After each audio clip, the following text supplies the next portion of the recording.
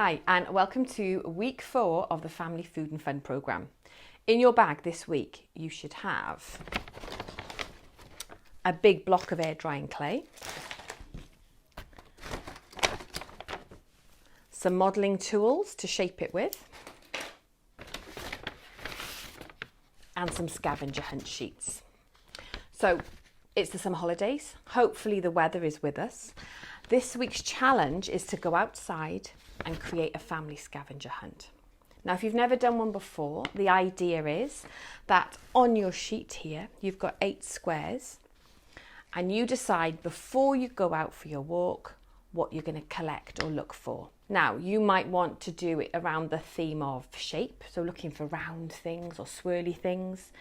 You might want to look at colours or texture, find something soft, find something spiky. You could do it as a rainbow, find a red object, then an orange object and keep going. It's entirely up to you. Pop it on your sheet. Now you can do that depending on the age of your family.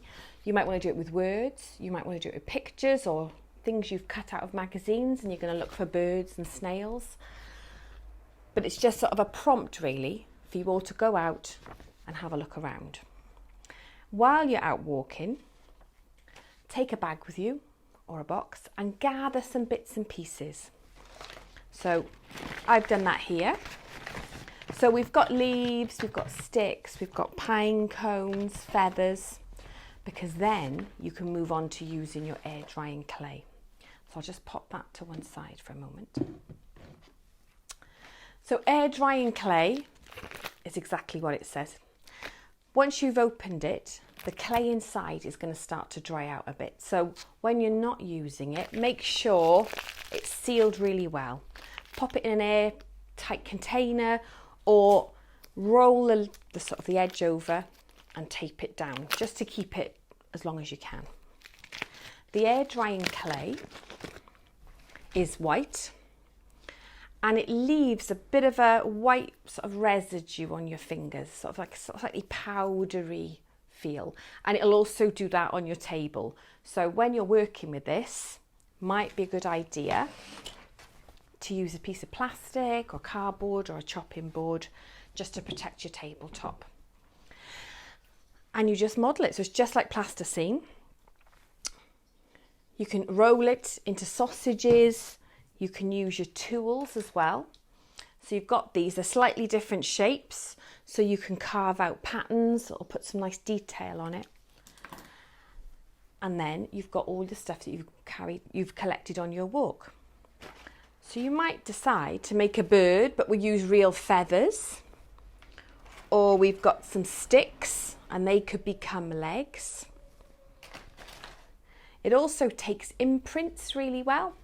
So you could roll a piece out. I suggest if you do roll it out, use like a J cloth, something that makes it easy to lift off because it might get stuck down on cardboard. Once you've got a nice smooth surface, you could use the things you found and make impressions and little marks with the leaves or the flowers you've found. The other thing we can do is make a pinch pot. They're really easy. So you get your clay, make a ball, use your thumb.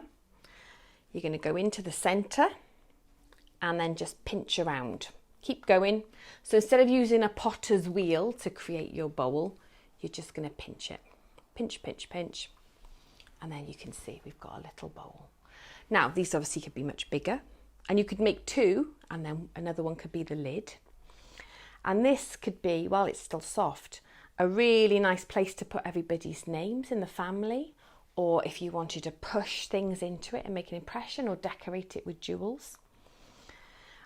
Equally, you could roll out on your J-cloth and cut around each other's hands.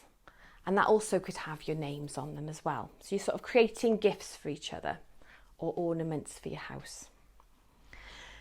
So it's going to need to be put aside to dry. Once you've created your thing, leave it for about 24 hours.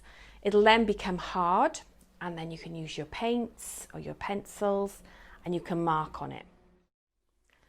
If you wanted the models that you've made to be shiny, you could paint them with PVA glue and let them dry. If you wanted them to be a bit more waterproof, if you thought they might live in the garden, you could get a grown-up to paint them with varnish. So another version of a scavenger hunt could be that you create your own little people. So here's one that I did. So I made some little people on cardboard and I laminated them, and then I hid them around the garden for friends and family to find. So you could do the same sort of thing, but it doesn't have to be little people, it could be anything you like.